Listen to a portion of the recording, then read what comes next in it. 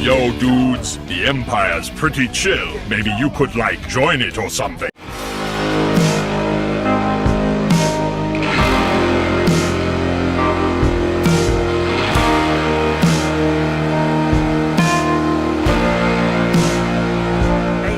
Lucimus Prime here. So it is time for another movie review today in the Star Wars franchise, and today guys I'm going to be reviewing a Star Wars movie that came out in the year 2018, and it is the second installment of a Star Wars anthology series, which is none other than Solo, a Star Wars story, directed by Ron Howard. So, now then, my overall thoughts on the movie first, before we talk about it. So, I'm going to be honest guys and say that, this is not my favourite Star Wars movie of all time, definitely not. And I'm going to say that when it comes to what I think of it as a whole, I don't think it's, a bad film, but it's not entirely good. So, yeah. And we'll get to why. So, what is this movie about? So, the film explores the early adventures of Han Solo and Chewbacca, who join a heist within the criminal underworld 10 years prior to the events of the original Star Wars. Well, by that, A New Hope, isn't it? Yeah.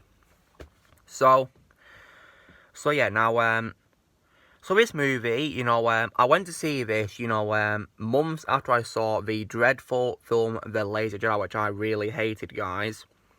I was worried that I'd hate this movie, because I really hated The Last Jedi, but, I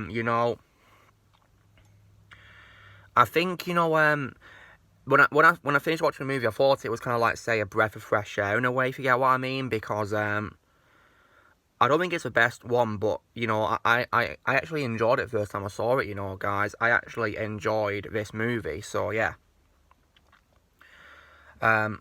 So, when it comes to, let's talk about the cast first, guys. So, okay.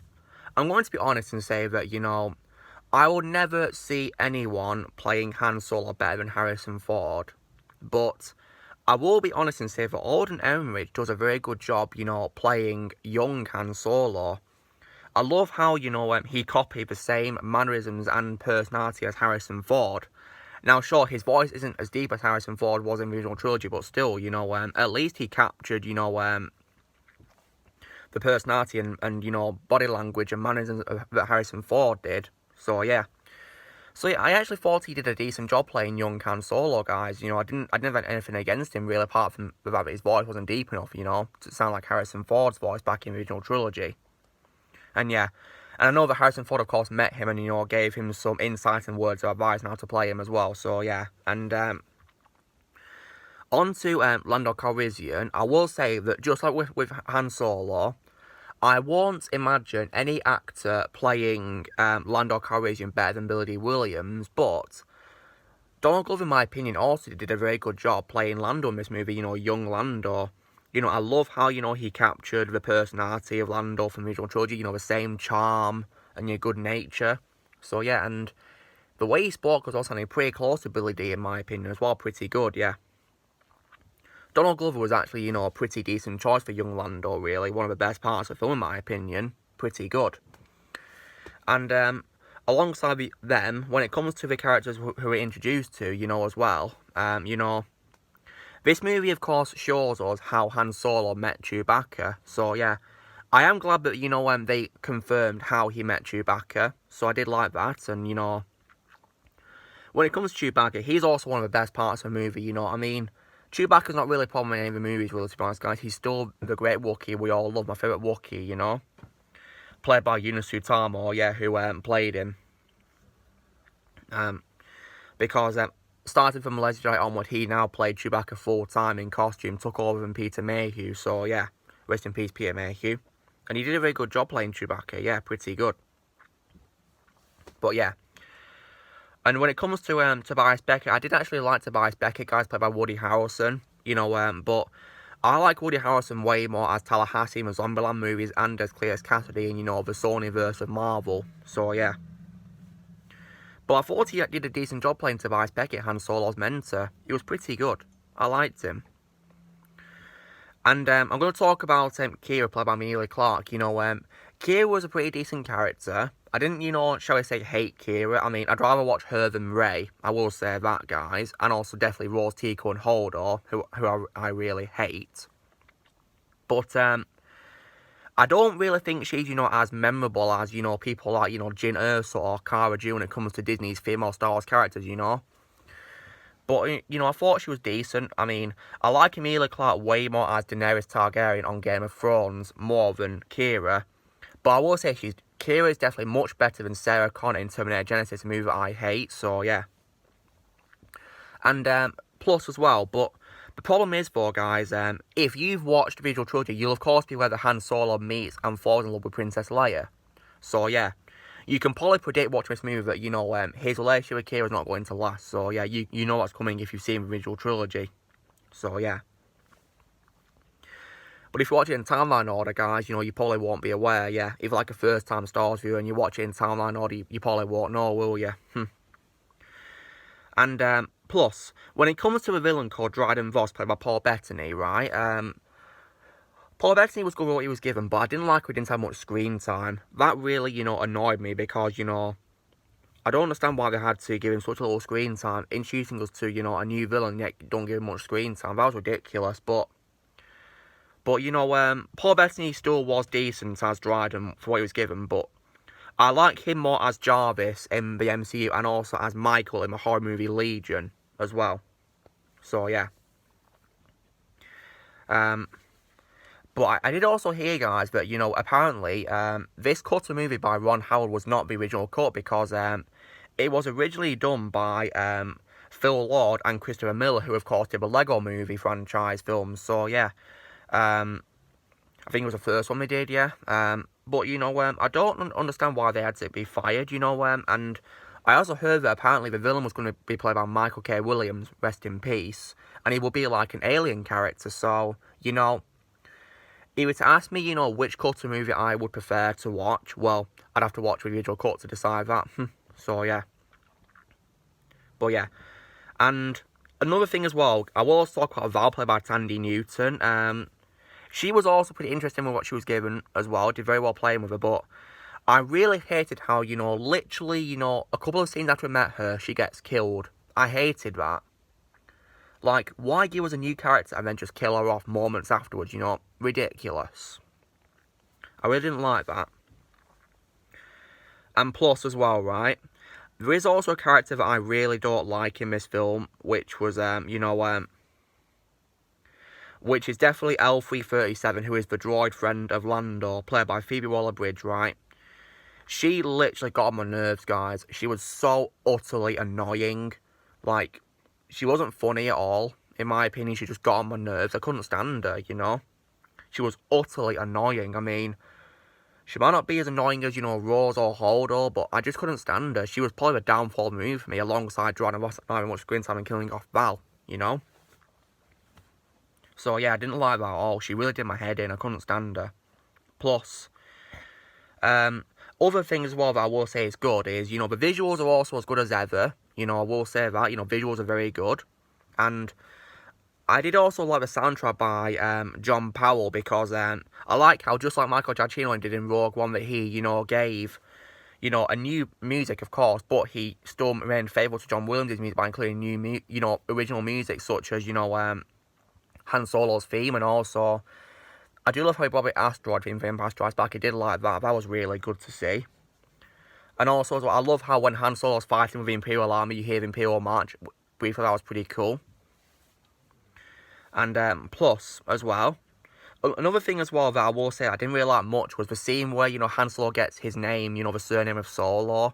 Like, he gets it from an Imperial officer, when he becomes a flight cadet, Like, Han Solo is one of the most iconic names in cinematic history, and he got it from an Imperial officer who just calls him at random. Like, what the heck? That was just weird. Like, why would you do that? Make the most iconic, one of the most iconic names of Star Wars be given by a random Imperial officer out of nowhere, I didn't really like that, to be honest, guys, a bit stupid. So, yeah. But on to what is, in my opinion, my favourite scene in the movie, which is definitely the cameo appearance by Darth Maul. I did like that, guys, and, you know, it made me at least like this movie more than the sequel trilogy, because I like how the writers paid attention to the continuity of the timeline. Because if you guys have watched the Clone Wars and Rebels, you'll be aware that Maul did survive the Phantom Menace, so yeah, he's alive. And this also takes place before Series 3 Rebels, because as you may be aware, in Series 3 Maul dies, so yeah.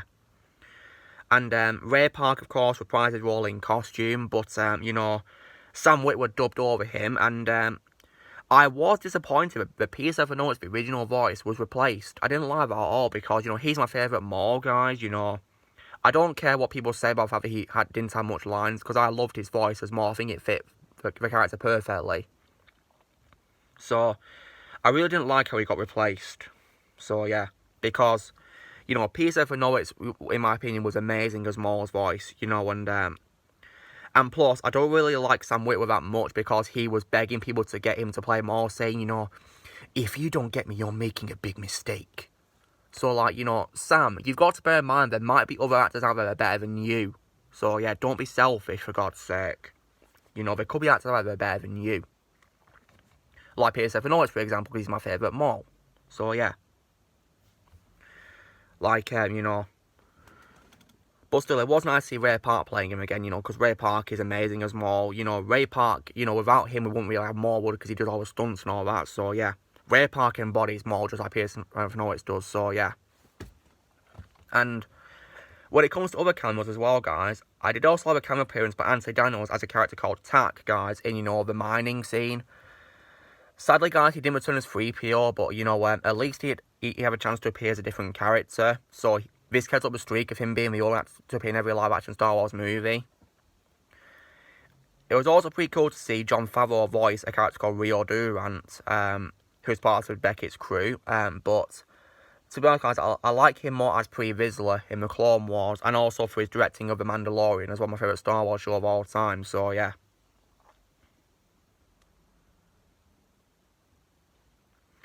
But all in all, though, guys, you know, I don't think this movie, shall we say, like a bad movie, but not entirely good, because, like I said, I don't like how Ross had little screen time, killing off Val shortly after we meet her, and also predictable plot as well, because, you know, what happens to Kira, you know, as well.